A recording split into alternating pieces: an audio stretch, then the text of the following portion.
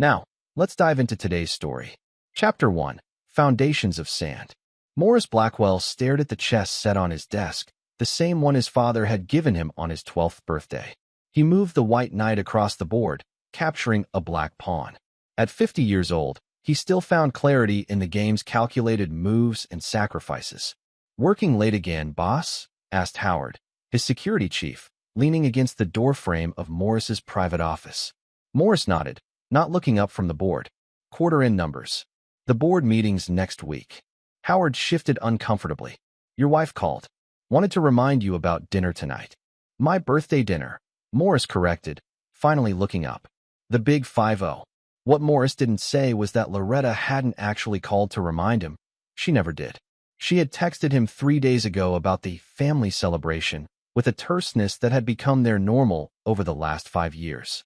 Their 25-year marriage had slowly corroded like acid on metal, imperceptible at first until the damage was irreparable. Morris ran his hands through his salt and pepper hair, once entirely black before Riverstone Industries consumed his life. He had built the security firm from nothing, transforming it into one of the most sought-after private security companies on the East Coast. His clients included tech moguls, foreign diplomats, and celebrities, people who needed protection without publicity. "Go home, Howard," Morris said. "I'm about to leave myself."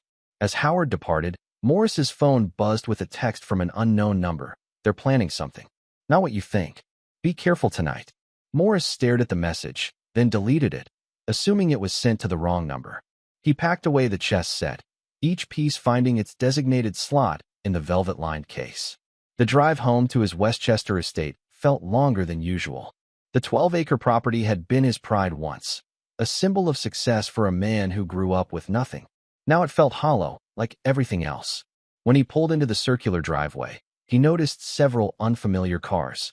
Loretta must have invited friends to his birthday. Unusual, given how she distanced herself from his colleagues over the years.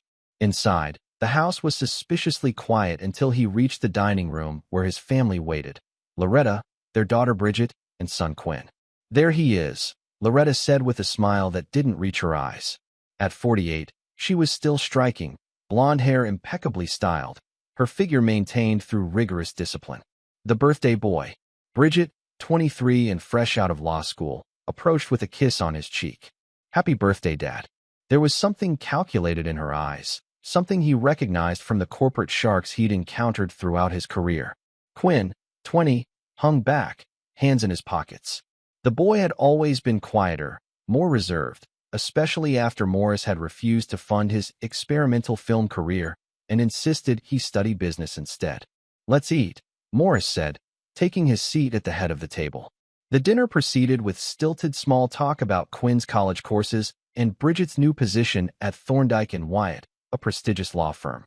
Loretta mentioned her charity work, though Morris knew she'd been spending more time at the country club than with any actual charities. After the housekeeper, Ms. Abernathy, brought in a small cake, Loretta excused herself and returned with an envelope. "We have something special for you this year," she said, placing it before him. Morris opened it, expecting perhaps tickets to a sporting event or a fishing trip, something obligatory. Instead, he found divorce papers. "What is this?" he asked, though he understood immediately. "It's time," Loretta said simply. 25 years is enough." Before he could respond, Bridget placed another envelope beside the first. "This is from me and Quinn." Inside were legal documents, property transfer papers with his signature. Except Morris had never signed them.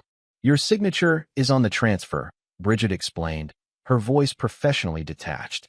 "The house, the vacation properties, they're all in our names now. It's been in process for months." "I never signed these," Morris said quietly. "Yes, you did," Quinn finally spoke. "Remember all those documents for the business restructuring? You should read what you signed, Dad." Morris felt a cold realization wash over him. The business restructuring. Hundreds of pages he'd trusted his family to prepare. Pages he'd signed without thorough review because they were family. "There's more," Loretta said, producing a third envelope. "An eviction notice. Legally, you have 30 days, but we'd prefer if you left tonight." "It's ours now legally. Get out." Bridget's professional veneer cracked as she laughed. "Happy birthday, loser." Morris looked between the three faces he'd loved most in the world. He'd sacrificed everything for them: his time, his youth, his dreams. Now they stared back with cold victory in their eyes. He nodded slowly and stood. "Understood," he replied, his voice betraying nothing of the ice forming in his veins. He walked to the coat closet, retrieved his overcoat, and took his keys from the silver dish on the entry table. Outside, he made one call. "Terrence," he said when the line connected. "It's happening. Initiate Protocol 0. Then he walked to his car, got in, and drove away without looking back at the house he'd built with his own success. What his family didn't know, what they couldn't possibly understand, was that Morris Blackwell had spent a lifetime preparing for betrayal, and they had just triggered a mechanism they would soon desperately wish to undo. Chapter 2: The Spider's Web. 3 months earlier, Morris had noticed the first threads of betrayal. It began with an accounting irregularity flagged by his CFO, Beatrice Wells. Several large transfers from the company's discretionary fund had been authorized using Morris's security credentials, but he had no recollection of approving them. "The system logs show the approvals came from your home IP address," Beatrice explained, showing him the documentation. "Late-night sessions, mostly weekends." Morris nodded, keeping his face impassive. "I'll look into it." That night, he installed monitoring software on the home network. Within 2 weeks, he had his answer. Loretta accessed his home office regularly when he worked late. She had somehow obtained his passwords. Rather than confront her, Morris watched and waited. He discovered Loretta had been in contact with Franklin Drummond, a rival security firm owner who had tried to buy out Riverstone Industries multiple times over the years. Morris had always refused. The pieces began falling into place. Loretta wanted out of the marriage, but with a golden parachute. Drummond wanted his company. His children wanted his wealth without the burden of his expectations. Morris modified his approach. He began leaving falsified documents where Loretta would find them. Documents suggesting Riverstone was worth far more than it actually was, with client contracts that didn't exist and profit projections that were wildly optimistic. He watched as Loretta took the bait, photographing the documents late at night and sending them to someone whose number Morris traced back to Drummond. Meanwhile, Bridget had returned home after law school, claiming she wanted family time before starting her job. Morris now understood she had come to facilitate whatever legal maneuvers they were planning. "Dad, I've been thinking about the future of Riverstone," she said one evening over drinks in his study. "Have you considered creating a family trust to protect the assets?" "I have people who handle those matters," Morris replied. "But wouldn't you rather keep it in the family?" she pressed, her smile not quite reaching her eyes. "I could draft something for you to review." Morris nodded thoughtfully. "That's not a bad idea. Why don't you work something up?" Over the next weeks, he signed various documents Bridget prepared, each time making a show of skimming them while secretly marking them with an invisible ink that would only appear under specific light conditions, a security measure from his military days that few knew about. Quinn became part of the scheme too, though more reluctantly. Morris observed him copying files from the home computer system. When confronted, Quinn claimed he was gathering material for a school project on corporate structures. Morris pretended to believe him. As his 50th birthday approached, Morris noticed increased activity, hushed phone calls, secretive meetings, and a flurry of legal paperwork. He knew they were closing their trap. 2 weeks before his birthday, he received confirmation of what he already suspected.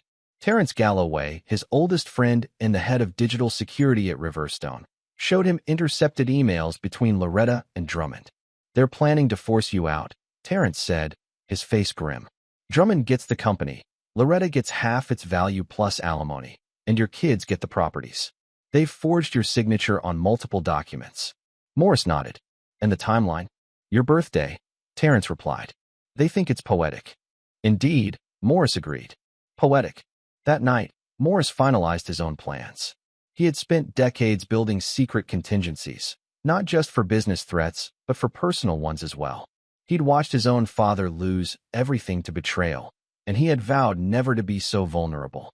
Protocol 0 was his ultimate contingency plan, a comprehensive response to total betrayal. It would activate a cascade of legal, financial, and personal countermeasures that would be unstoppable once initiated. As he stared at the final preparations on his computer screen, Morris felt a strange calm. Chess had taught him that sometimes you must sacrifice pieces to win the game. He was prepared to sacrifice everything he had built to ensure those who betrayed him would gain nothing from their treachery. The last piece of his preparation involved a safety deposit box at First Meridian Bank containing evidence he had gathered over the years. Evidence that would destroy anyone who tried to destroy him. He had visited it one last time yesterday, ensuring everything was in order. Now, as his birthday approached, Morris simply waited for his family to make their move. Chapter 3. The Birthday Present. Morris arrived home on his 50th birthday to find the house unusually quiet. Loretta had mentioned a special dinner, but there were no signs of preparation in the kitchen. "Ms. Abernathy?" He called out for the housekeeper, but received no answer. He found a note on the kitchen counter. "Ms. Abernathy has been given the day off. See you at 7 for your birthday dinner." Morris checked his watch, 6:30 p.m. He had half an hour before whatever they had planned would unfold. He climbed the stairs to their bedroom, finding Loretta applying makeup at her vanity. "You're home early," she said, meeting his eyes in the mirror. "Thought I'd change before dinner," he replied. She smiled tightly. "The children are very excited." "Are they?" Morris asked, opening his closet to select a fresh shirt. "Quinn didn't seem particularly enthused about family time when I spoke to him last week." "Well, tonight is special," Loretta said, standing and smoothing her dress. A new one, he noticed, expensive and carefully chosen. "It's not every day their father turns 50. Morris nodded and headed to the bathroom to shower. Under the pounding water, he mentally reviewed his preparations. His go-bag was in his car trunk. Cash, alternate identification, essential items. His most critical digital assets had been transferred to secure servers. Protocol 0 was ready to activate with a single phone call. At precisely 7 p.m., Morris descended the stairs to find his family assembled in the dining room. The scene was meticulously staged, a small cake, wrapped presents, champagne cooling in a bucket. His children wore expressions of poorly concealed anticipation. "Happy birthday, darling," Loretta said, kissing his cheek with cold lips. They ate the catered meal in strained silence, broken only by artificial attempts at conversation. When the cake was served, chocolate, not the lemon he preferred, Loretta nodded to Bridget, who produced the first envelope. "Before dessert, we have something for you," she said, sliding it across the table. Morris opened it slowly, already knowing what he would find. The divorce papers were comprehensive, clearly prepared by someone who knew exactly how to dismantle a high-net-worth marriage in the most advantageous way for Loretta. 25 years, Loretta said, watching him. "I think that's enough, don't you?" Before Morris could respond, Quinn placed the second envelope beside his plate. "This one's from us, Dad." The property transfer documents were expertly crafted, with his forged signature on every page. Morris recognized Bridget's legal expertise in the meticulous details. They had transferred everything: the Westchester home, the Florida condo, the cabin in Vermont, even the small apartment he kept in the city for late work nights. "Your signature is on the transfer," Bridget explained with professional detachment. "The house and properties are all in our names now." Morris turned to Quinn. "And you're part of this." Quinn wouldn't meet his eyes. "You always said I needed to learn about the real world. Well, this is it." The third envelope contained the eviction notice, effective immediately, though legally, giving him 30 days. Loretta's eyes gleamed with triumph as she placed it before him.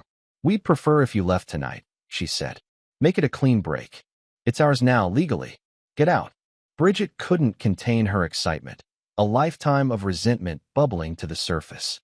"Happy birthday, loser."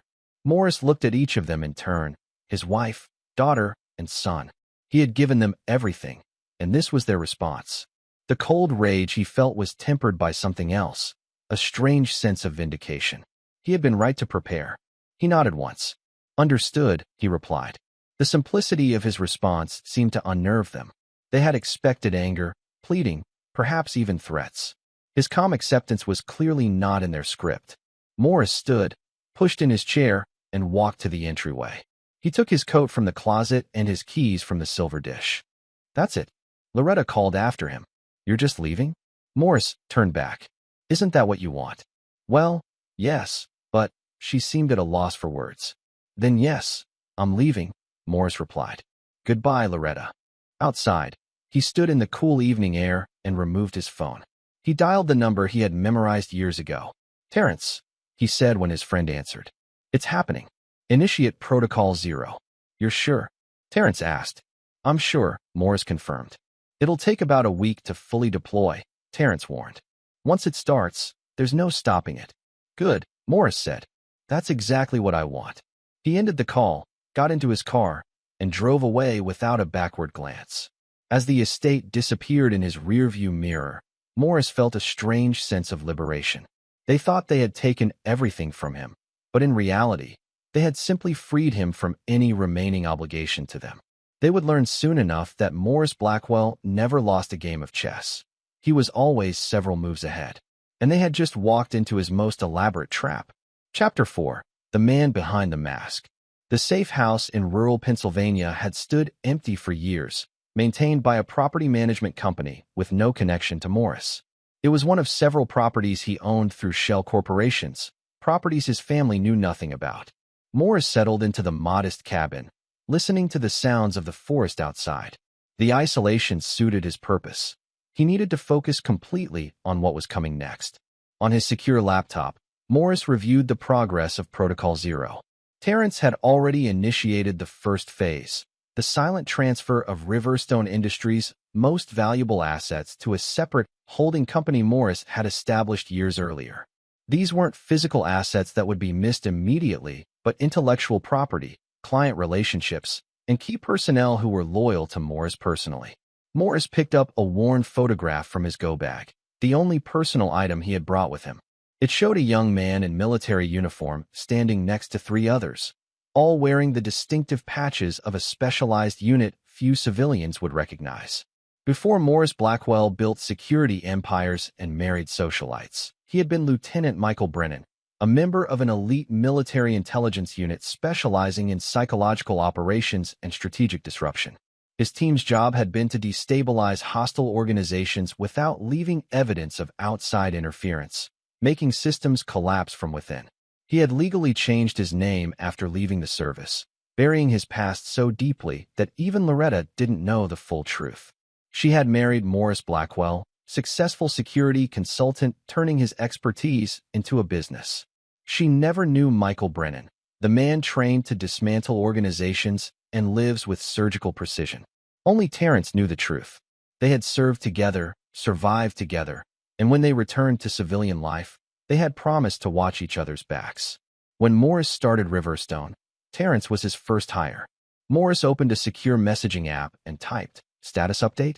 Terrence's reply came seconds later. Phase 1 complete. Key personnel relocated. Client migration underway. Drummond taking the bait. Morris nodded to himself. Franklin Drummond thought he was about to acquire a thriving security firm, not realizing the shell he was purchasing had been systematically hollowed out. By the time the acquisition was complete, Riverstone would be nothing but an empty husk with liabilities carefully hidden in the corporate structure. His phone buzzed with another message from Terrence. Your family is celebrating. Champagne delivered to the house this afternoon. Morris felt the cold anger solidify in his chest. Let them celebrate. They had no idea what was coming. He turned to another screen displaying surveillance feeds from cameras hidden throughout his former home. Cameras Loretta and the children never knew existed. He watched as they toured the house, Loretta already planning renovations, Bridget claiming his study as her new home office, Quinn exploring the wine cellar and selecting bottles from Morris's carefully curated collection. Morris's attention shifted to a third screen showing financial data. His personal accounts, the ones Loretta knew about, had already been drained. He had expected this. What she didn't know was that those accounts contained less than 5% of his actual wealth. The rest was secured in ways that would be impossible for her to access or even discover. As night fell, Morris reviewed the comprehensive dossiers he had compiled on everyone involved in the betrayal. Not just his family, but the peripheral players as well. Drummond, the lawyers Loretta had hired, even the bank officials who had helped facilitate the fraudulent transfers. Each file contained vulnerabilities, pressure points, secrets. Morris had spent decades in the security business, and information was his true currency. People revealed themselves in countless ways they never realized, and Morris had been watching, listening, and recording. He opened Loretta's file first. Their marriage had been a calculated decision on both sides. She gained financial security and social standing. He gained a partner who understood the demands of his work and could manage their social obligations. For years, it had been an effective partnership, if not a passionate love match. But Loretta had grown resentful as she aged, watching younger women at their social events, feeling time slipping away. Her affair with Drummond had begun 3 years ago, not from passion but from opportunity. She saw in him a way out with her lifestyle intact. Bridget's file revealed a daughter who had always felt overshadowed by her father's success. Her legal career was chosen specifically to gain power over him, knowledge she could use against him. The psychological evaluation Morris had secretly commissioned when she was in college identified narcissistic tendencies and a profound sense of entitlement. Quinn's file was thinner. The boy was a follower, not a leader, drawn into the conspiracy by his mother and sister rather than driving it himself. His weakness was his desire for approval, first from Morris and then, when that seemed unattainable, from Loretta and Bridget. Morris closed the files and leaned back in his chair. Protocol Zero wasn't just about protecting his assets. It was about justice. Each person would face consequences proportional to their betrayal. He picked up a physical chessboard, setting up the pieces. White for him, black for them. He moved a white pawn forward, beginning the game. "Your move," he murmured to the empty room. Chapter 5. The First Domino. 3 days after leaving his home, Morris watched through remote access as Franklin Drummond entered Riverstone Industries headquarters for the first official meeting as its pending owner. The company's senior management, those not loyal to Morris, greeted him with the appropriate deference. The meeting room was prepared with detailed presentations about the company's operations, client base, and financials, all carefully curated to show exactly what Drummond expected to see. What no one in that room knew was that as they spoke, Terrence was orchestrating the second phase of Protocol Zero. The most valuable clients of Riverstone were being personally contacted by trusted team members with an offer to transfer their security contracts to a new company, Phoenix Sentinel, at preferential rates. Given the relationships Morris had built over decades, most were agreeing without hesitation. Meanwhile, crucial operational data was being systematically altered in Riverstone's systems. Nothing obvious, subtle changes to client requirements, security protocols, and personnel assignments that would only become apparent in the coming weeks, creating a cascade of service failures that would be impossible to trace to a single cause. Morris shifted his attention to his family. Through the home surveillance system, he observed Loretta on the phone with her interior designer, discussing renovations to her house now that she finally had control. Bridget was in his former study, boxing up his personal items, chess sets, books, awards, with casual disregard. Quinn was mostly absent, having returned to college with a new car purchased using a credit card still linked to Morris's name. Morris opened his laptop and sent an encrypted message to Terrence. "Initiate Phase 3. The response came immediately, confirmed. Timeline 24 hours. Phase 3 was where the consequences would begin to materialize. Morris closed his laptop and drove to the nearest town, 30 minutes from his cabin. At the local diner, he sat at the counter and ordered coffee, opening a burner phone to check non-sensitive messages. There were already 27 missed calls from Loretta, Bridget, and Quinn, plus numerous text messages ranging from confused to angry. None of them had expected him to simply disappear without a fight. Morris ignored them all, scrolling instead to messages from his network, former military contacts, security professionals, and other specialists who owed him favors. Everything was in motion. As he sipped his coffee, the waitress turned up the small television mounted in the corner. A breaking news story showed Franklin Drummond being escorted from his office building by federal agents.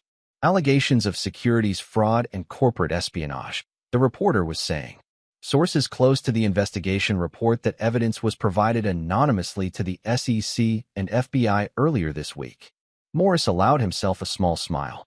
The evidence in question, documentation of Drummond's numerous illegal activities over the years, had been compiled in a secure file for precisely this purpose. The timing of its release to authorities was no coincidence. Back at the cabin, Morris checked the financial markets.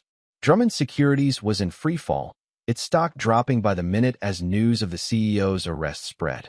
By market close, the company had lost 60% of its value. Morris's phone buzzed with a text from an unknown number. One of his contacts at Thorndike and Wyatt, the law firm where Bridget worked, package delivered as requested. Effects immediate. Within an hour, his surveillance system captured Bridget receiving a call that left her ashen-faced. Morris didn't need audio to understand what had happened. The senior partners at her firm had just learned of her involvement in document forgery and fraud, anonymous evidence having appeared on their desks that morning. Her career, barely begun, was effectively over. No law firm would touch her after this, not with a potential disbarment looming. That evening, as Morris prepared a simple dinner in the cabin, his secure phone rang. "Is this really necessary, Morris?" Terrence asked without preamble. "The kids too. They made their choice," Morris replied, his voice flat. "Actions have consequences." "Bridget just lost her job," Terrence continued. "Quinn's been expelled. The university received evidence that he cheated his way through his degree." "Did he?" "Yes," Terrence admitted. "But still, they tried to take everything from me." Morris cut him off. "Not just material things. My dignity. My legacy." They laughed while doing it. Terrence was silent for a moment. "Loretta's getting desperate. She's trying to access accounts, finding them empty. Drummond's lawyer won't take her calls now that he's facing charges. The house has 3 mortgages against it that she didn't know about." "Those mortgages don't exist," Morris said. "But the paperwork looks convincing enough that it will take months to unravel. She's calling everyone, trying to find you." "Let her search," Morris replied. "Phase 4 begins tomorrow." After ending the call, Morris returned to his chessboard. He moved another piece, a knight this time, positioning it for a fork that would threaten 2 black pieces simultaneously on his next move. Tomorrow, Loretta would discover that her social standing, the thing she valued above all else, was about to crumble. The carefully crafted identity she had built over 25 years would be revealed as a fabrication. Morris picked up the black queen, examining it before placing it back on the board. In chess, the queen was the most powerful piece, but even queens could be trapped by careful strategy. Chapter 6: The Gathering Storm. On the 5th day of his self-imposed exile, Morris drove to a small private airfield where a nondescript jet waited. The pilot, a former military colleague, asked no questions as Morris boarded with his minimal luggage. 3 hours later, they landed in Chicago, where Morris checked into the penthouse suite of an exclusive hotel under one of his alternate identities. From this temporary command center, he would oversee the final phases of Protocol Zero. Morris set up his secure equipment and connected to his network. Status reports flooded in. Riverstone Industries was in chaos. With key personnel gone and client complaints mounting, the company was hemorrhaging value by the hour. The pending sale to Drummond Securities was suspended indefinitely, with Drummond himself released on bail, but facing multiple federal charges. Bridget had been placed on administrative leave while the law firm investigated the allegations against her.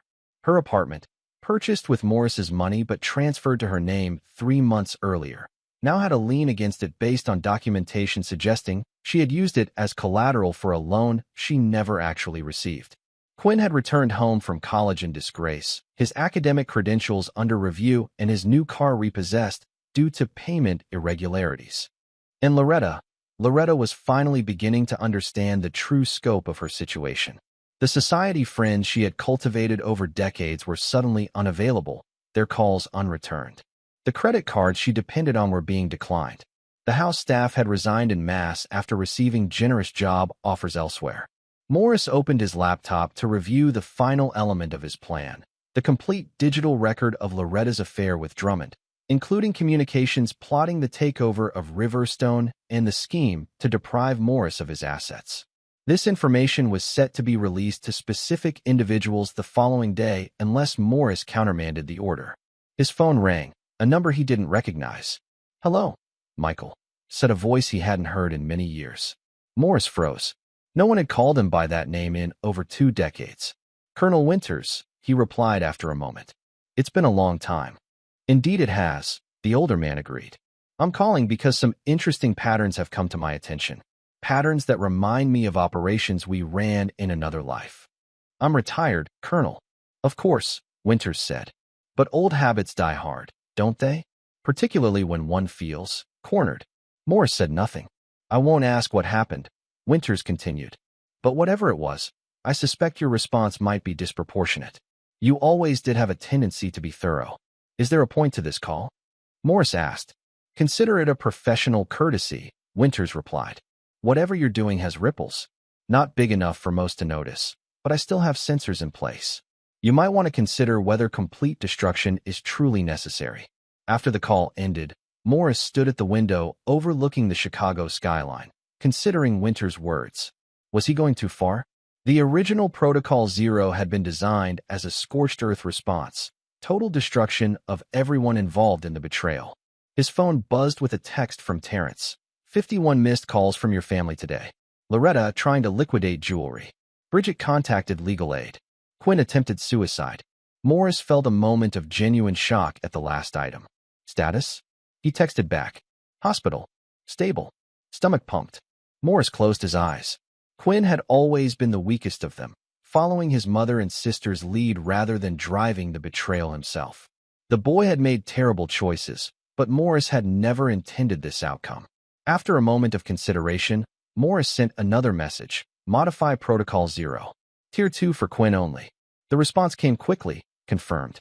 Reducing severity for Quinn. Others proceed as planned. Morris stared at the message for a long time before replying. Yes. Continue as planned for Loretta and Bridget. He returned to the chessboard he had set up in the suite, studying the positions. In the modified game state, he moved the Black Knight, representing Quinn, to the edge of the board, away from the main conflict. The boy would face consequences, but would be spared the worst of what was coming. The Black Queen and remaining Knight, however, remained in the center of the board, vulnerable to the approaching white pieces. Loretta and Bridget had been the architects of this betrayal. Their punishment would continue as planned. Morris picked up the White Queen, the most versatile and powerful piece on the board, and positioned it for the final attack. Tomorrow would mark 1 week since his birthday, since they had laughed while destroying his life. Tomorrow, the last phase would begin, and their desperate calls would be explained. As night fell over Chicago, Morris sent one final message to Terrence. Proceed with Phase 5 at 0900 tomorrow. I'll be monitoring remotely. His revenge was almost complete. By this time tomorrow, Loretta and Bridget would understand exactly who they had challenged. Not Morris Blackwell, the successful businessman they thought they knew, but Michael Brennan, the strategist trained to dismantle lies with precision and without mercy. Chapter 7. The Seventh Day. Exactly 1 week after his 50th birthday, Morris sat in his Chicago hotel suite watching multiple screens with clinical detachment. Each displayed a different aspect of the destruction unfolding in his absence. On one screen, news reports detailed the spectacular collapse of Drummond Securities following its CEO's arrest and the revelation of widespread corporate misconduct. The company's stock was now essentially worthless, with shareholders filing class action lawsuits and regulators freezing remaining assets. Another screen showed live security footage from his Westchester home, where Loretta paced frantically in the kitchen, phone pressed to her ear as she argued with someone. The house's utilities had been shut off that morning due to non-payment. Another fiction created through Morris's network, but one that would take days to resolve. A third screen displayed Bridget's email inbox, filling with increasingly desperate messages from her former colleagues and the law firm's ethics committee. Anonymous evidence of her involvement in document forgery had triggered a formal investigation by the Bar Association. The fourth screen showed Quinn's hospital room, where the young man lay sleeping, sedated after his suicide attempt. Morris had arranged for an anonymous donor to cover his medical expenses and for a respected psychiatrist to oversee his care. Morris's phone, which had been silent for days as he ignored the barrage of calls and messages from his family, now buzzed with a text from Terrence. Final package delivered. Estimated impact in 30 minutes. The final package was a comprehensive dossier delivered simultaneously to law enforcement, the district attorney's office, and select journalists. It contained irrefutable evidence of Loretta and Bridget's conspiracy to defraud Morris through forged documents and fraudulent property transfers, complete with recorded conversations, email exchanges, and financial records. Morris checked his watch and turned to a fifth screen displaying local news. Right on schedule, police vehicles appeared at the bottom of his driveway in Westchester, moving slowly up toward the house. His secure phone rang. "They're going to arrest them," Terrence said without preamble when Morris answered. "That was the plan," Morris replied. "Fraud charges, conspiracy, attempted theft. They're looking at serious time." Morris, Terrence pressed. "Especially Bridget, given her legal background." The DA sees this as a career-making case. Morris watched the police cars reach the house. They made their choices. And what about Quinn? He's excluded from the evidence, Morris said. As agreed. There was silence on the line for a moment. It's not too late to pull back, Terrence finally said. You've made your point. They're ruined financially. Their reputations are destroyed. Is prison really necessary? Morris observed the officers approaching his front door on the security feed. Would they have shown me mercy? Probably not, Terrence admitted. But you're not them. The words hung in the air between them. On screen, Loretta opened the door to the officers, her face shifting from irritation to confusion to fear as they explained why they were there. I need to think, Morris said, ending the call. He watched as the officers entered his home, speaking to Loretta and then making a call, presumably to get instructions regarding Bridget, who had arrived at the house the previous day after being locked out of her apartment. Morris opened his laptop and accessed a secure server containing the final contingency of Protocol Zero, a command that would halt certain processes and withdraw some of the evidence provided to authorities. If executed within the next hour, it would significantly reduce the legal jeopardy facing Loretta and Bridget, potentially transforming criminal charges into civil matters. His finger hovered over the key that would initiate this command. Was Terrence right? Had he gone too far? Morris thought back to his birthday dinner, the cold calculation in Loretta's eyes, the cruel triumph in Bridget's laugh, the weak compliance in Quinn's averted gaze. They had planned for months to strip him of everything, to humiliate him on a day that should have been a celebration. Happy birthday, loser, Bridget had said. Morris's hand moved away from the keyboard. No, they had made their choices knowing the potential consequences. Now they would face them. On screen, he watched as officers escorted Loretta from the house in handcuffs, reading her rights as news vans began arriving at the base of the driveway, alerted by anonymous tips about the arrest of the wife of prominent businessman Morris Blackwell. His phone rang again, this time a number he recognized. He answered. Colonel, he said. It's done then, Winters stated rather than asked. Almost, Morris replied. And after? When everyone who betrayed you has been punished. What then, Michael? It was a question Morris hadn't allowed himself to consider. Protocol Zero had consumed his planning for so long that he had focused solely on execution, not aftermath. I don't know, he admitted. That's the problem with scorched earth, Winters said quietly. Nothing grows afterward. After they hung up, Morris stood at the window overlooking Chicago, considering Winters' words. The old man had a point. Morris had destroyed his betrayers, but in doing so, he had also destroyed his old life. There would be no returning to who he had been before. Perhaps that was fitting. Morris Blackwell had been created as a persona, a cover for Michael Brennan to build a normal life. Now that normal life had proven as fictional as the name itself. On screen, he watched as Bridget was led from the house in handcuffs, her face contorted with rage and fear. The reporters surged forward, cameras flashing. Morris closed the laptop. It was done. Chapter 8. The Desperate Calls.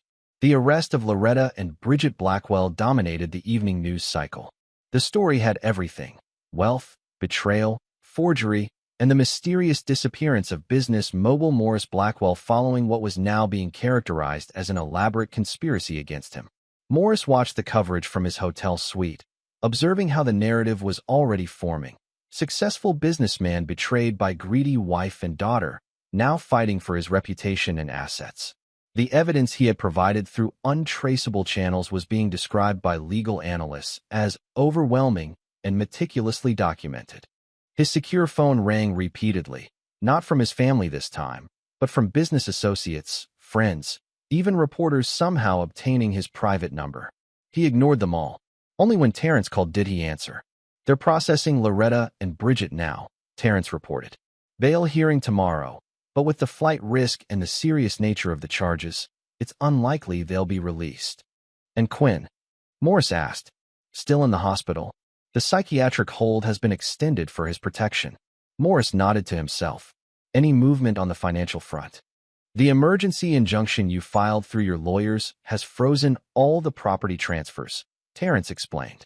The court appointed a receiver for Riverstone this afternoon pending resolution of the criminal cases. And Drummond, looking at 20 years, minimum. His lawyers are already floating cooperation deals, offering to testify against Loretta. Morris absorbed this information in silence. His revenge was playing out exactly as planned, more effectively than he had dared hope. In fact, the systematic dismantling of his betrayers was nearly complete. Yet he felt hollow. The calls, Morris said suddenly. The desperate calls referenced in Protocol Zero. Have they started? Yes, Terrence confirmed. Your personal phone has 51 missed calls since the arrests, from lawyers, mainly, but also from several unknown numbers traced back to detention facilities. Loretta and Bridget trying to reach you through the inmate phone system. 51 desperate calls, just as he had predicted when he walked out of his home a week ago. They had come sooner than his family expected because his revenge had moved with a swiftness and comprehensiveness they couldn't have anticipated. What are they saying? Morris asked. In the messages. Terrence hesitated. Mostly what you'd expect. Denial at first, then anger, now bargaining. Loretta's offering to sign confession documents, taking full responsibility if you'll help Bridget. Bridget's claiming she was manipulated by her mother and Drummond. And they expect me to believe that? After everything. I think they're desperate enough to try anything, Terrence replied. The reality of their situation is sinking in. Prison time, financial ruin, social ostracism, everything they valued, gone. Morris turned to the chessboard, studying the positions. His strategy had succeeded brilliantly. The Black Queen and Knight were trapped, with no legal moves remaining. Checkmate was inevitable. Yet victory felt strangely unsatisfying. What would you do? Morris asked suddenly. If you were in my position now? Terrence was silent for a long moment. I'd remember what we learned in our unit, that the objective isn't always complete destruction. Sometimes it's securing just enough leverage to ensure your safety going forward. They tried to destroy me completely, Morris pointed out. Yes, Terrence agreed. And they failed because you were prepared. They weren't prepared for your response. The question is whether total destruction serves your interests now, or whether keeping them in a position of manageable vulnerability might be more useful. After the call ended, Morris poured himself a drink and considered Terrence's perspective. His friend wasn't suggesting forgiveness. They both knew that was impossible after such betrayal. But there was a pragmatic argument for calibrating the punishment to maintain some utility in the aftermath. His phone buzzed with a notification, a voicemail from an unknown number. Against his better judgment, Morris played it. Dad. Quinn's voice was weak, barely audible. They told me what happened. What Mom and Bridget did. What I helped them do. A long pause, filled with shaky breathing. I didn't understand what we were really doing. That's not an excuse. Just, if you're listening. I'm sorry. Morris deleted the message, his face impassive. Quinn had been the least culpable, a follower manipulated by stronger personalities, but he had still chosen to participate in the betrayal. Another notification appeared. An email from Beatrice Wells, his CFO, at Riverstone.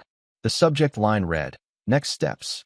Morris opened it to find a brief message. Whatever happened with your family, the company still needs leadership. The team is scattered but intact.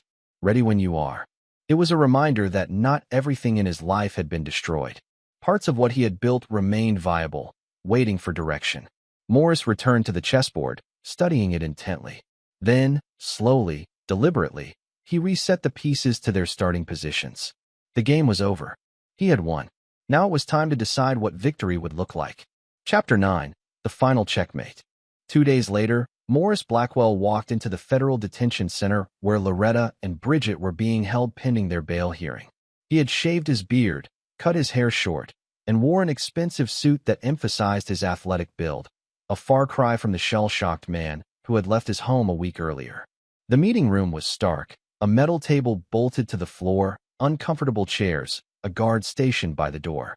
Loretta entered first, her designer clothes replaced by a prison jumpsuit, her carefully maintained appearance already showing signs of deterioration after just 48 hours in custody. Her eyes widened when she saw him. "Morris," she gasped. He nodded once, his face revealing nothing. "Thank God," she continued, moving to sit across from him. "You have to help us. This is all a terrible misunderstanding." "Is it?" Morris interrupted, his voice cold.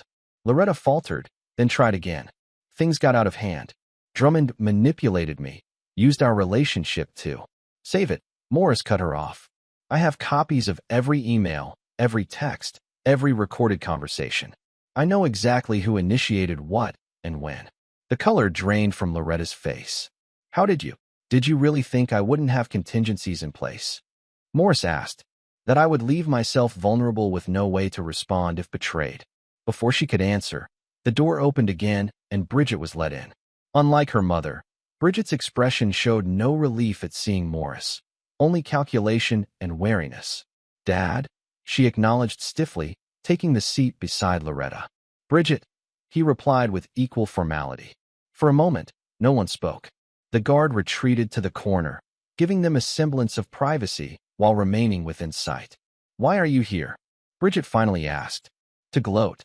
No, Morris replied. To make an offer. Both women leaned forward slightly, hope flaring in Loretta's eyes, suspicion in Bridget's. The district attorney currently has enough evidence to send both of you to prison for a minimum of 15 years, Morris stated matter-of-factly. Fraud, conspiracy, attempted theft, document forgery. The list is quite extensive. We know what we're charged with, Bridget snapped, her legal training asserting itself. Then you know how dire your situation is, Morris continued. Your only hope was that I wouldn't surface, that without my testimony, the case might weaken. That hope ended when I contacted the DA this morning. Loretta made a small, distressed sound. Bridget's jaw tightened. However, Morris went on. I'm prepared to adjust my level of cooperation with the prosecution in exchange for certain concessions from both of you. What kind of concessions? Bridget asked warily. Morris removed a document folder from his briefcase and slid it across the table. Complete divorce settlement. Loretta receives nothing. No alimony, no property, no assets of any kind. Full legal admission of the conspiracy and forged documents. And both of you sign binding agreements never to contest any aspect of these arrangements. And if we agree? Loretta asked, her voice small. Then I inform the DA that while I want the criminal charges to proceed, I won't push for maximum sentences, Morris explained. Based on his comments, that likely means 5 years instead of 15, with potential for earlier parole. That's still prison time, Bridget protested. Yes, Morris agreed, his voice hardening. Actions have consequences, Bridget. You're a lawyer, or were. You knew exactly what you were doing when you forged those documents. And Quinn? Loretta asked. What happens to him? Quinn has his own agreement, Morris replied. Contingent on completion of psychiatric treatment and community service, I'll ensure he can finish his education, though not in business. His aptitude clearly lies elsewhere. Bridget leaned forward. Why not just destroy us completely? You clearly could. Morris studied his daughter, seeing in her face echoes of his own calculating nature. Because total destruction is inefficient, he replied. This way, you serve as examples without consuming more of my resources than necessary. He stood, signaling that the meeting was concluding. You have 24 hours to decide. Your lawyers have copies of the agreements. Think carefully. As he turned to leave, Loretta spoke again. Morris, wait. Her voice cracked with emotion. Was any of it real? Our marriage? The life we built? Morris paused at the door. Parts of it, he admitted. But not enough to prevent this outcome. He left without looking back, nodding to the guard as he passed. Outside the detention center, Terrence waited beside a black SUV. How did it go? He asked as Morris approached. As expected, Morris replied. They'll sign. They have no alternative. And then it's finished, Morris said. They pay for their betrayal with prison time and financial ruin. I recover my assets and move forward. Terrence nodded, opening the vehicle door. Where to now? The hospital, Morris answered. I need to see Quinn before I leave. The visit to his son was brief and uncomfortable. Quinn, still under medical supervision, alternated between tearful apologies and resigned acceptance of his role in the conspiracy. Morris listened without expression, then outlined the terms of their future relationship, conditional support dependent on Quinn's commitment to rehabilitation and honest living. Will you ever forgive me? Quinn asked as Morris prepared to leave. Morris paused. No, he said simply, but I'm willing to allow you the opportunity to build something new. Don't mistake that for forgiveness. His final stop was Riverstone Industries headquarters, where he met with the core team that had remained loyal through Terrence's careful management. They gathered in the conference room, uncertain but hopeful as Morris entered. As you know, recent events have necessitated significant changes, Morris began. Riverstone Industries as it existed is effectively gone. Murmurs of concern spread through the room. However, Morris continued. Phoenix Sentinel is now operational, with most of our key clients already transferred. Those of you in this room have demonstrated loyalty under difficult circumstances. You'll all have positions in the new company, with improved compensation packages to reflect that loyalty. Relief washed over the assembled faces. We begin operations officially next week, Morris concluded. Until then, finish transferring any remaining viable assets from Riverstone and prepare for our new beginning. Later that evening, Morris sat alone in his hotel suite, a chessboard before him with pieces arranged in the final position of a complex game. He moved the white king forward, capturing the last black piece, a symbolic conclusion to the conflict. His phone buzzed with a message from Terrence, agreement signed. DA confirming reduced sentencing recommendations. Morris closed his eyes briefly. It was done. His family had betrayed him, attempted to strip him of everything he had built, and laughed while doing it. Now they understood the consequences of challenging a man who had spent his life preparing for betrayal. He had lost his marriage, but it had been hollow for years. He had lost his home, but it had never truly felt like one. He had lost his children's love, but that had been based on false premises from the beginning. What remained was what mattered: his core business, his loyal people, his carefully hidden wealth, and most importantly, his self-respect. He had neither begged nor broken when confronted with betrayal. He had responded with calculated precision, ensuring those who betrayed him gained nothing from their treachery. Morris packed away the chess set, each piece finding its place in the velvet-lined case. The game was over. He had won, though the victory tasted more like ashes than triumph. Tomorrow, he would fly to an undisclosed location to begin building his new life, one without the vulnerabilities he had allowed himself in the past. Phoenix Sentinel would rise from Riverstone's ashes, stronger and more secure. And Morris Blackwell, or perhaps Michael Brennan once again, would continue forward, alone but undefeated. He had given his family everything, only to have them attempt to take everything from him in return. Their betrayal had freed him from any obligation to them, any sentiment that might have softened his response. The final checkmate was complete. The king still stood while all who had opposed him lay vanquished on the board. "Happy birthday to me," Morris murmured to the empty room, and closed the chess case with a decisive click. This is where our story comes to an end. Share your thoughts in the comments section. Thanks for your time. If you enjoy this story, please subscribe to this channel. Click on the video you see on the screen, and I will see you there.